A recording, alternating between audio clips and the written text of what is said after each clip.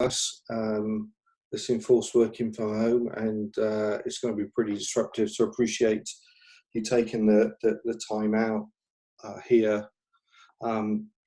So I'm going to talk to you today about some research I did as part of a master's degree that I was doing at Melbourne Uni last year, and it was trying to figure out why test-driven development is so hard. The outline that we'll go through today, I'll just sort of describe how I came to this problem space in the first place. We'll talk about the academic process and what the literature has to say at the moment, a bit about the outline of the methodology, so you know how rigorous or otherwise the research is. As we go through the results, then we'll talk about how can we actually address the challenges and finish off with a discussion about what we can do next, potentially, to move it forward. So I first came across test-driven development in the mid-2000s. I've been working on data-centric projects for more than 10 years at that point. Very familiar with waterfall methods, and test-driven development seemed like a really good and intuitive way, at least to me, to build data center applications.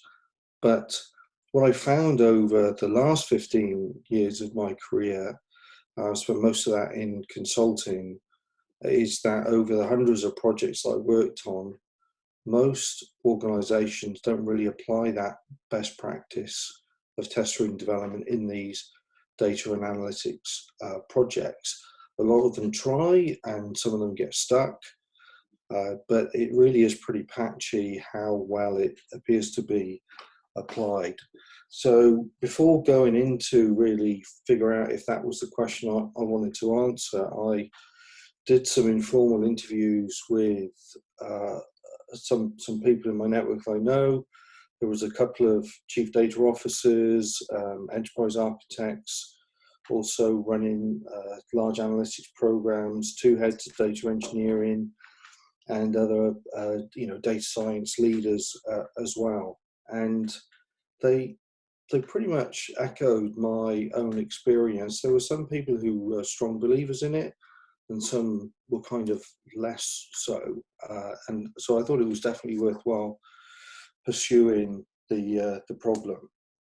So the academic literature comes up with 7 issues really at the moment. I've got the first 4 really highlighted here. The first one is that where test-driven development seems to be more easily applied in software engineering is because the context of that testing is a bit narrower, and it tends to focus on what's happening around a particular reusable component. Whereas when you try and do that same approach with data, the kind of data entry points and so on offer a different context that you often don't have to consider. That is something that's pretty well borne out in the academic literature at the moment, and really leads on into that second issue, is that the volume and variety of data tends to be significantly larger, because particularly you're dealing with historical data that come from many different sources. The volume and variety is much larger than you would typically see, and you have to manage those changes over time as well. And as anyone who's worked in data warehousing particularly will know, it's really hard to anticipate exactly how the business is going to use that data at the beginning of the project when you're setting up your test conditions. And it could be weeks or months later when someone comes up and says there's something wrong with the data, because they come up with a valid use case that you hadn't really considered before for that same set of data that you've been dealing with. And that again leads into that 4th issue, because this describes how testing actually often happens in production, even after you've finished your going through the various test stages, you've got user acceptance testing over the line. But when it gets out into the wild, more people are looking at it, and you need to continually validate that as well. Right. The next one, non-deterministic results. I'm going to park that one just for a second because I'll drill into that in more detail on the next slide. But the next two really talk about how the previous 5 challenges actually roll up and interact with each other to escalate costs or drive poor project or developer habits or disciplines. And both of those can end up making it more difficult to get your testing right in the beginning.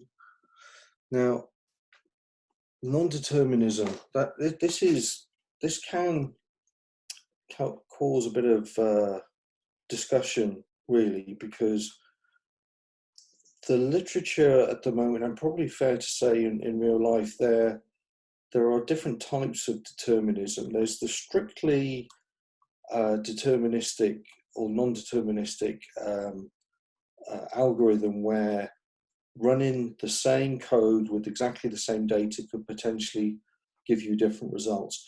That can happen if you have a stochastic model, which is essentially a random, potentially random. It's not actually possible, given the model that you've constructed, to predict precisely what the output is going to be. That makes it difficult to give well-defined tests.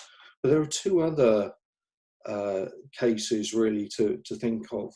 If you think about training data for your machine learning models, then you give it training data. The training data is by definition not what you see in the real world, but representative, you hope, of what you might see in the real world. Then the real world comes along and does something different. And we've seen many famous cases of chatbots going rogue, not because basically because the data that they've been run against doesn't match the design intent in the first place, and can cause some pretty undesirable behaviors and, racist and, other sorts of undesirable responses coming out the back of that. So it's important then to continue to monitor some of these models as you go into, into its real world setting. And we talked about that in terms of testing has to continue when you go into production as well in one of the previous slides. So essentially what they're saying then is that the context that you need to test is not just around the training data, and it can't be, because you'll end up getting undesirable feedback. And the third one is a bit more general, and it's been around a little bit longer. If you think about the data discovery process, as has been the case forever, as far as I can tell, business users don't often know what they don't know. They don't know what data they can or can't ask, what questions they can or can't ask of the data until they see it. So they might have very well-intentioned requirements coming up that you can define and put your tests around. But when they see the data, they just say instinctively, I know that's what I asked for, but it's not what I need. And then you have to go and change it. So these tests can fail, even with some effort that's put around that. And that's kind of the 3 different contexts for determinism. But I'll be interested to get your feedback on that definition, or those 3 definitions at the end of the talk. So moving on to the methodology, technically what I did was a mixed methods approach. What that means is a combination of qualitative and quantitative methods. The qualitative methods are formal interviews with people who are quote unquote experts in the field, or certainly have a fair amount of experience. And the second one was with a short online survey where respondents were asked to look at the 7 issues that we talked about right at the beginning of this talk, and then rate whether they had experienced them, and secondly, how difficult they were to deal with. And then there was the sort of synthesis and analysis. I did leverage some of the AWS transcription services. I'll talk a little bit about that later on, and we should show exactly how good my results were for that in a moment. So with the survey, who responded to that? We actually had 20 responses with a pretty, good mix of roles. Most of them were, as you can see, from the professional services area, but we had people from financial services and healthcare and telcos actually was one of them. And a good spread of roles there: data engineers, data scientists, managers, solution architects, and so on. And again, you can see there's a pretty even recognition of these challenges. So people in the field are turning around and saying, actually, yeah, we do recognise these things. So, an overwhelming majority who recognise testing data. So testing is focused on data, not software, is a key difference, and the volumes and variety of the data really drive a different sort of context. Starts to tail off there a little bit less conviction around non-determinism as a challenge. And there were a few other challenges that were also listed, which we'll talk about in a bit.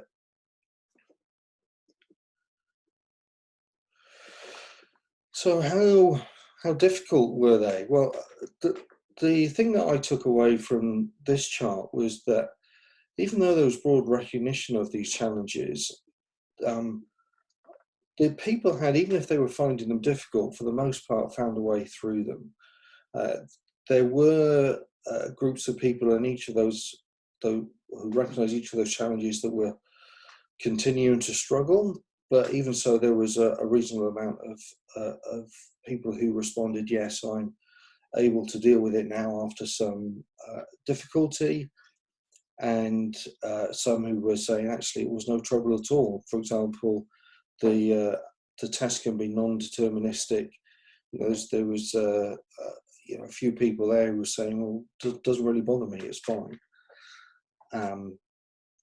So that's, I think, a positive signal that we can get through these. This is basically the verbatim list of other challenges that I didn't put into the original survey. We draw them out, and we'll talk about those challenges in a bit. So a lot of these issues here are talking about some people and process type issues, and there's some technical stuff around delta processing there, which is interesting. If you get changes in the data where you're keeping a historical record of that, for example, customer history or transactional history, that not only can potentially cause problems when you're aggregating or summarizing some of that data over a period of time in your regular scheduled processes, but it also makes it difficult for the end users to actually write their own queries in a way that actually finds the data in the right way if you're not careful with it. So moving on to the interviews, there were 14 interviews. 12 of them were the sort of analytics guys, and 2 control interviews for people with software engineering backgrounds.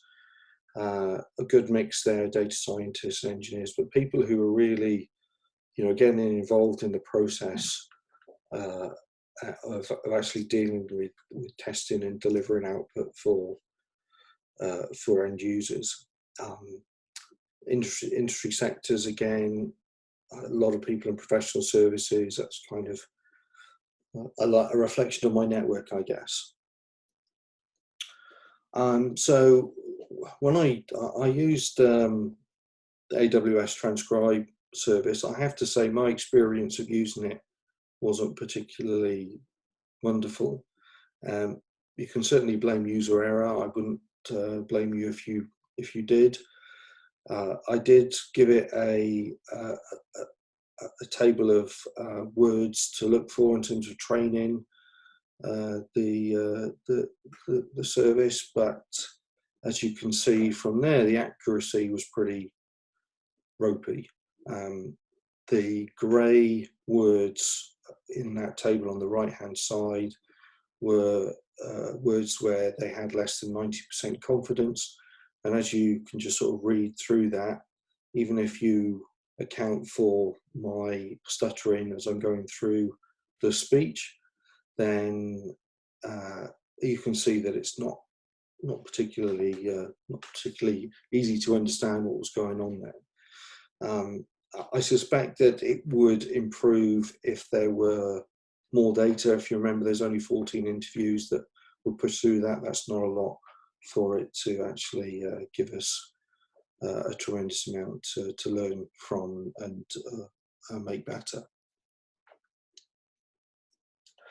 So in terms of the highlights from the interviews, it was quite interesting that there were clearly some test room development advocates there. 4 of them talked about this, well, talked about the habit forming, and they used that word habit forming as opposed to, I think, what I would typically prefer, discipline, because they feel like kind of easier for people to approach if they get into the right habits and drive. Getting the testing set up earlier on and just kind of do it, then you're more likely to get the adoption and benefits out of it. Everyone that I interviewed recognised the theoretical benefits, but there was a small majority who said that actually the benefits will depend on how long the project is. So if you're just using a one-off piece of work, you're doing it just once, it doesn't need to go into production. It's more about testing something and then you move on to the next, or testing an idea or proof of concept, if you will, and then moving on. Then it probably isn't worth making the investment of writing all those tests before you start. In the data science community, there was 4 people I spoke to. There was a little bit of disagreement. One was pretty agnostic, prepared to be persuaded one way or the other whether it was a good or bad thing. 2 of them routinely relied on manual testing, again arguing, as in the previous point, that their work was mainly one-off jobs and didn't really need the level of rigor that TDD provides.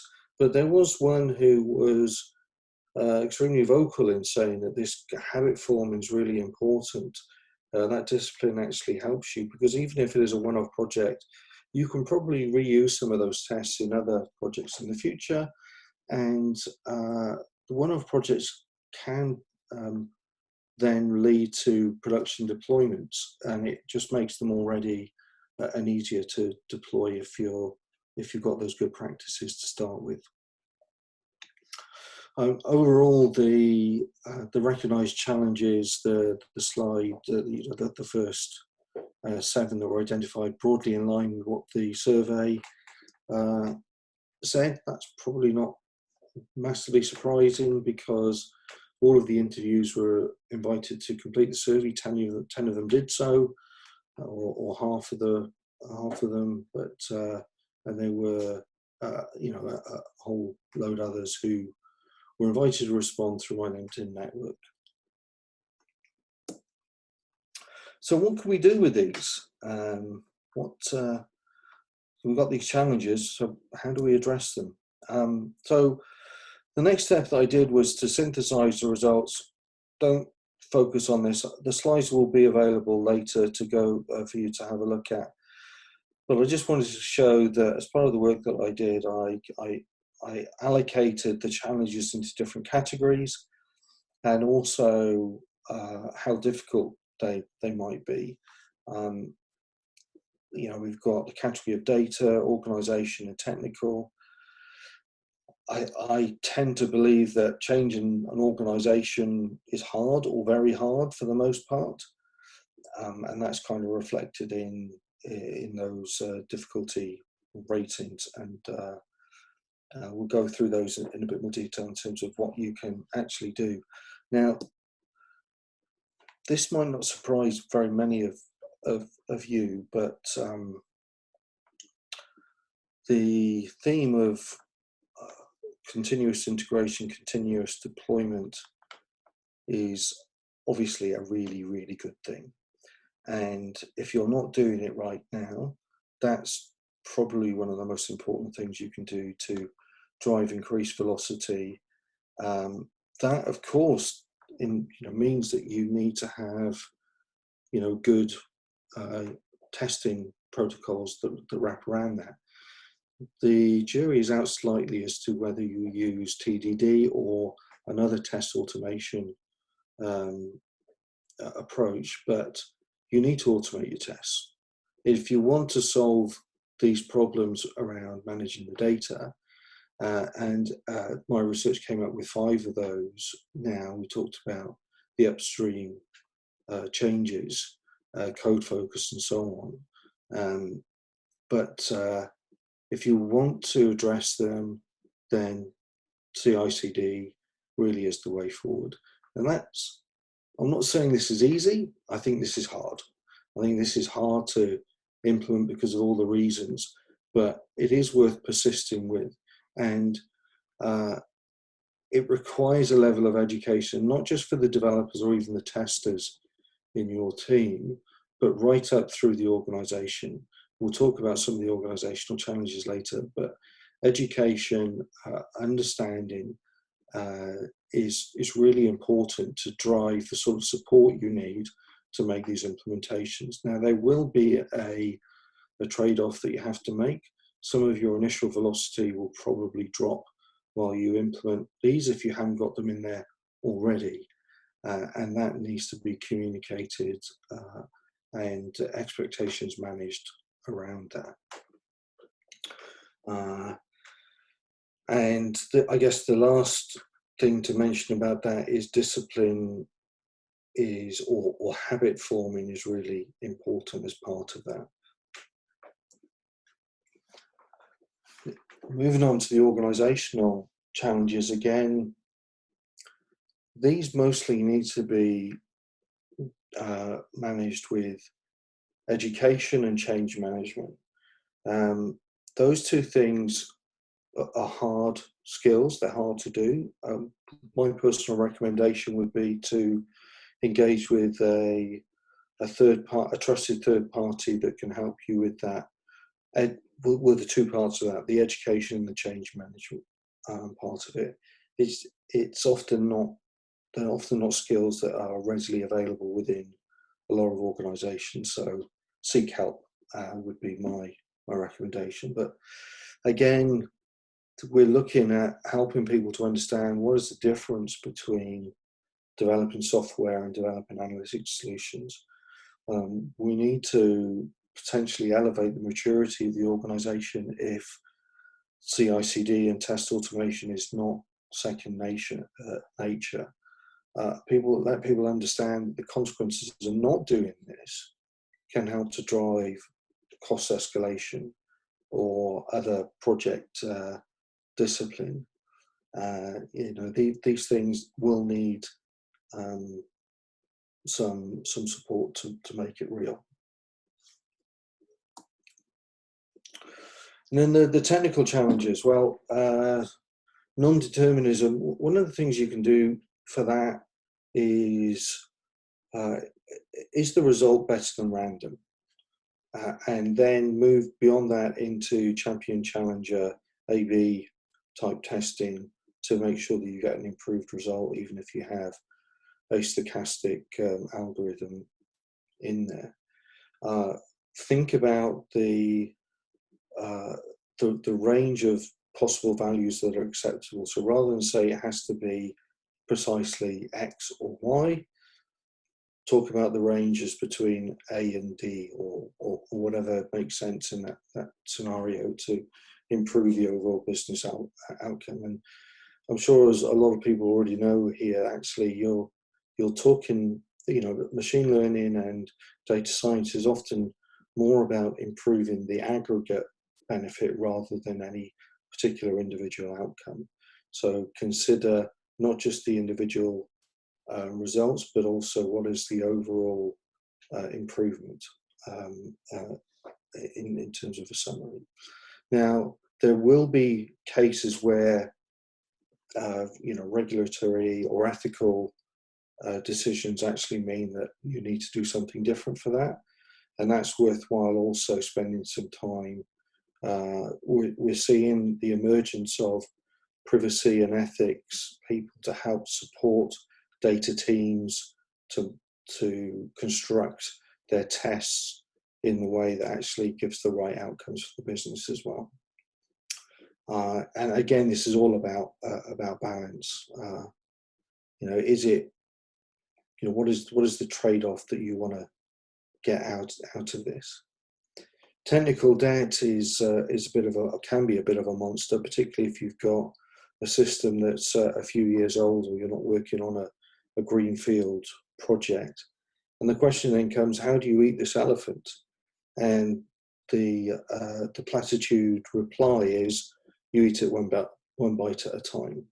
Figure out how can you, if you've got monolithic code, consider moving to more modular code, as pointed out in the final point there, because if you have smaller units of code, they're easier to maintain, there's lower risk in changing them, and you can hopefully improve your velocity as well with all of those.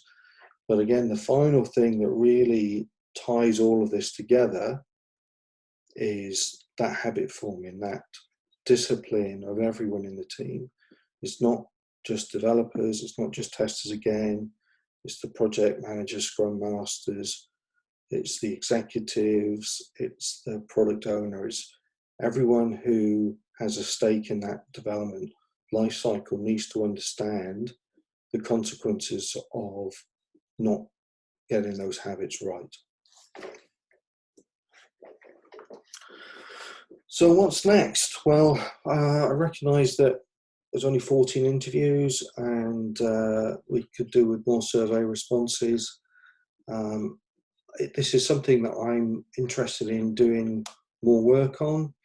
I have a survey, a link I'll share with you in a minute, that I would encourage everyone please to respond to that. It takes about 10 minutes to fill it in now. This is a few more questions in that.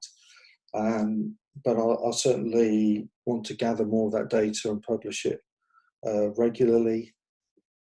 I think it's also worthwhile looking at specific case studies as well, as where people are or are not using TDD or other test automation approaches in a range of scenarios, so that you can actually have specific metrics about how does this work, what are the benefits that come out of that.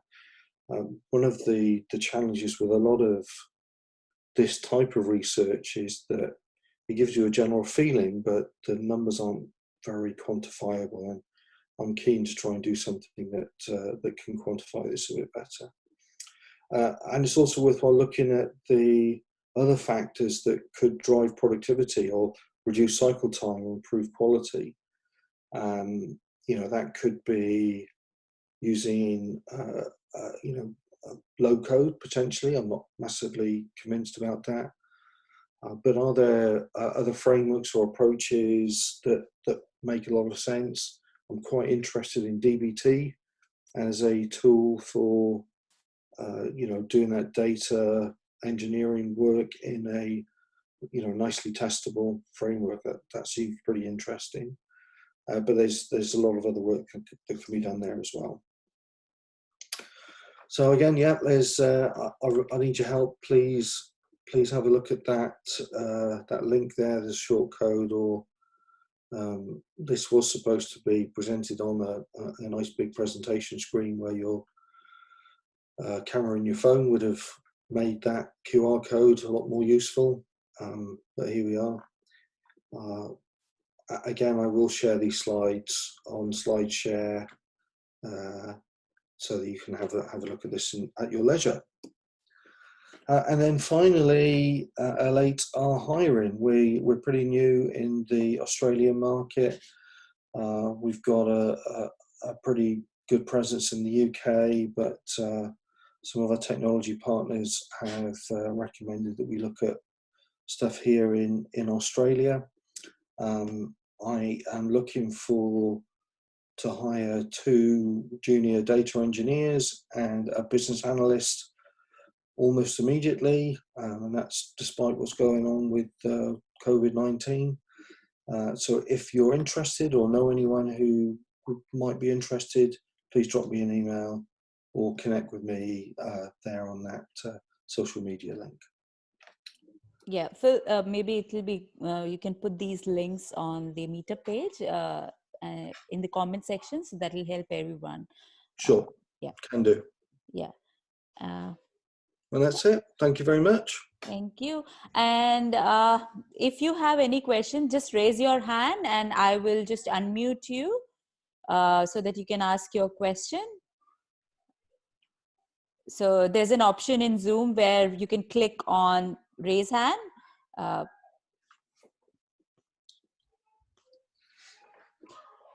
So Phil, meanwhile, we're waiting for someone to raise hand. I have a question. Is there one or two specific examples where somebody gave you a convincing example that TDD is not useful at all, and you were also convinced by that example? I think that there were people who were, I wouldn't say against it, but kind of ambivalent. They just weren't persuaded that it was that it could be worth their time. So there were 2, as I mentioned, there were 2 people who were data scientists who were just saying, well, actually, I don't see the benefit. Really, I kind of theoretically understand it. They didn't have a strong opinion about why they wouldn't do it. They just said, I'm doing fine. I don't really feel the pressure to change that much, and that's okay. Mm-hmm. If you're not getting pushback to do things differently or better, then that's not an unreasonable position to take. But I think often it's not. It may be that the question I was asking was specifically about test-driven development and less about what do you think you need to change in order to improve your productivity, or are you getting that pressure to improve your productivity? I think particularly if you talk to people who are actually the consumers of the data, these might be executives who just want to get a result. They neither understand nor care about test-driven development. They just want to get an answer. And there certainly is a lot of frustration out there, I think, in the market about, is data science or all this investment in data engineering actually giving me what I wanted? Am I getting value out of that? And I think some of that is down to this inability to convert from a proof of concept type thing into a real working production system that lasts more than a few days before the results start to decline. There's been a few other meetup groups that I've attended, and a lot of them talking about productionizing, your machine learning models, and a lot of them, there was a very low percentage of people who were successfully deploying those models into production. So I think as an industry, we have to move up, but I'm not sure that people are necessarily tying test-driven development back to some of that success that they need in order to improve their velocity or get the results out better. Maybe that's a an education challenge again. Yeah, I guess, yeah, even I feel that it's more of a learning curve. So software engineering has reached a maturity, but from the machine learning perspective, we are still in the nascent phase. Most of the organization where that they're actually trying to get it mature in the experimentation, and then they've not reached properly till the still exploring the productionized phase. So if Yeah, that's what you want to say, yeah? Yeah, yeah, cool. absolutely.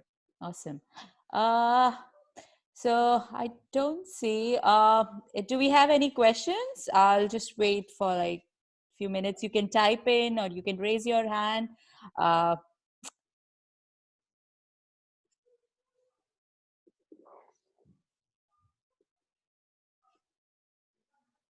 okay, so someone, Prashant is asking if we can have the presentation. So Phil, I guess we'll be sharing the presentation in.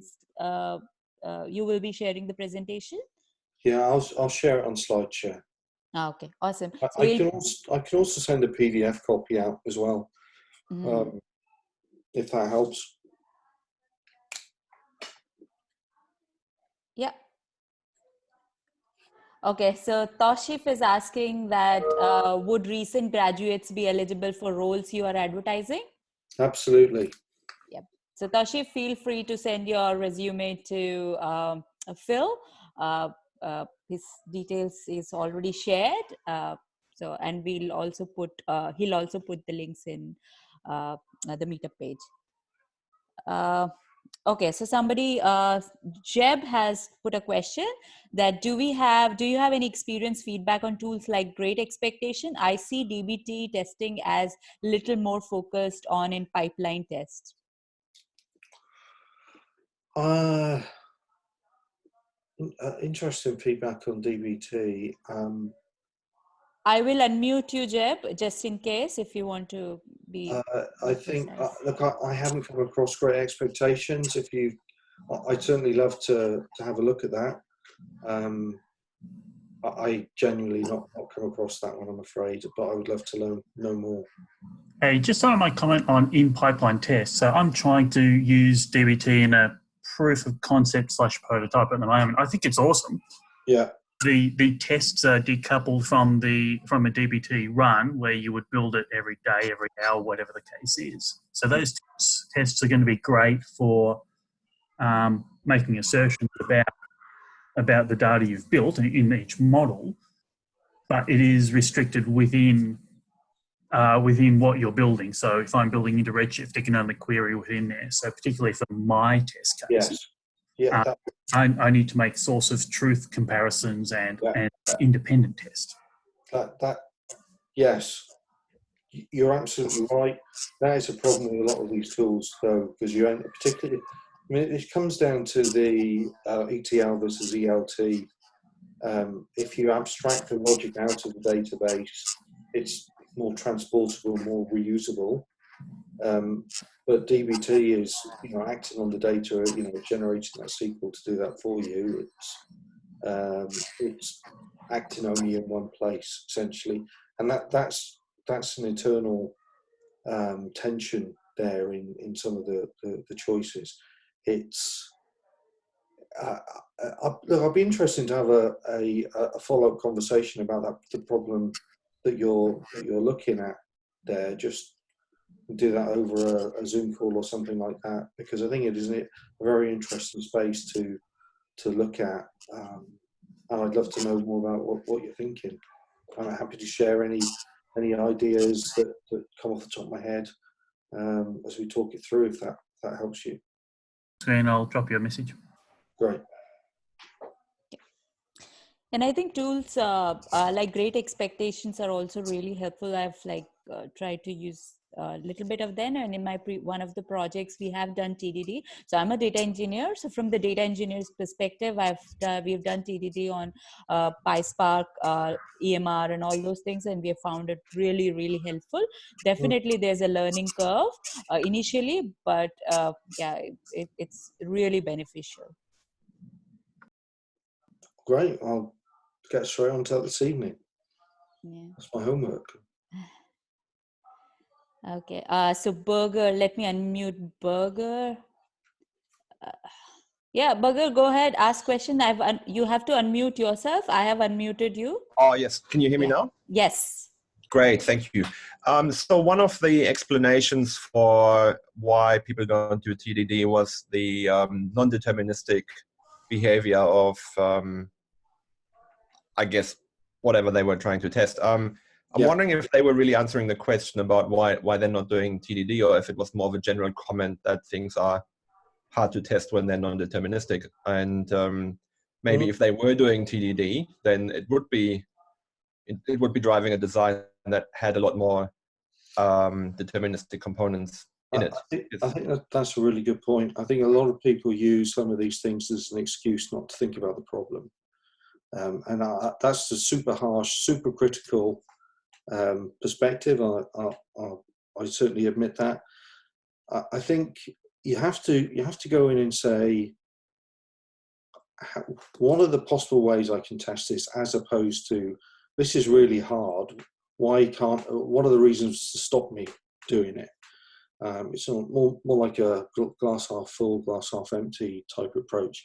I think with a different mindset, you can certainly do test-driven development and change the way you think about how you actually do that testing. Like I said, the champion challenger type thing, would certainly be an effective way to do that. You don't have a precise answer in your in your testing framework at the beginning of that.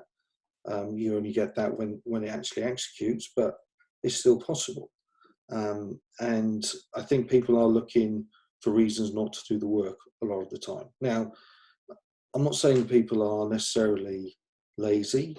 I would say the opposite, actually. I think they're under a tremendous amount of pressure to get things done. And when it's not immediately obvious what the benefit is, or it is immediately obvious that there are obstacles in the way that could slow you down, it can become something that's easy to dismiss.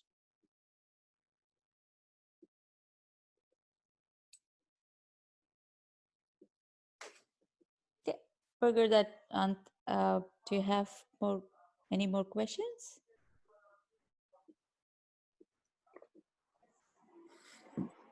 Okay, I assume that's no. Okay, somebody. Okay, so there is a suggestion from Owen that AWS DQ is another package you can try out if your app is written in Scala. So I think that's another testing, unit testing, data unit testing too by AWS. Cool. Okay, any more questions?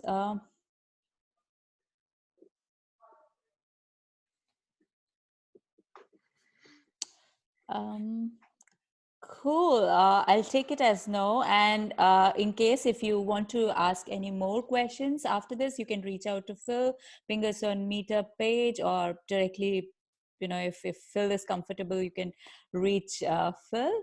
And thank you so much, Phil. And let me share my screen so that we can go for the community marketplace. Yeah.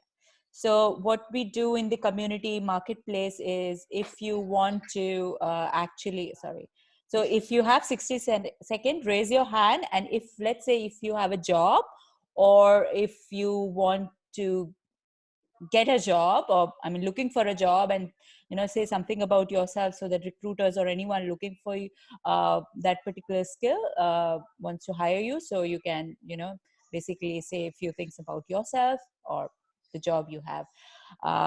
Yeah, so I will wait if somebody wants to raise your hand and say something.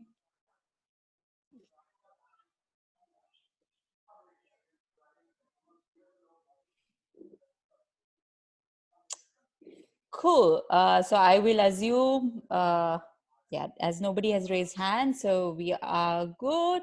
And yeah, so that's it. Thank you, everyone. Thanks for all my friends for helping in setting up all the things. And plus, thank you so much, Phil, for for a great talk. And thank you, ThoughtWorks, for providing this platform where we can set up a meetup, online meetup.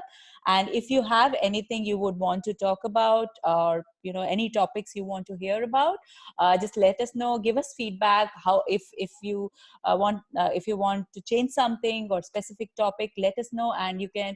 So I've put the details of the organizers here. So if you want to contact us, you can contact us. Give us feedback. And the next meetup would be on 30th April. We'll share the topics with you. Thank you so much. Thanks, everyone. Thank you. The content changes in context, then roll on to the source.